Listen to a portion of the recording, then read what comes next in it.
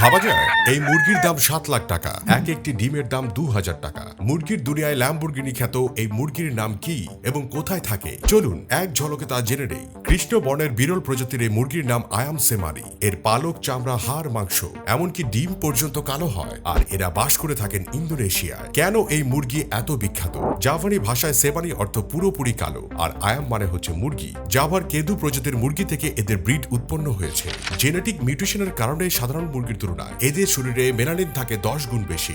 ভিন্ন রঙের কারণে ইন্দোনেশিয়ার জাভা দ্বীপের বাসিন্দারা বিশ্বাস করেন এই মুরগি রহস্যময় ক্ষমতার অধিকারী। জাপানিজ সংস্কৃতিতে এদেরকে পবিত্র পাখি হিসেবে গণ্য করা হয়। বলা হয় এই মুরগি সৌভাগ্য বয়ে আনে, খারাপ আত্মা থেকে যে কাউকে রক্ষা করে ও আধ্যাত্মিক জগতের সঙ্গে যোগাযোগ স্থাপন করিয়ে দেয়। আর এসব কারণেই এক একটি আয়াম সেমানে মুরগির দাম $6,000 বা প্রায় $7,16,000 টাকা পর্যন্ত হয়ে থাকে, এবং এক একটি ডিম বিক্রি হয় $16 বা প্রায় $2,000 টাকার উপরে।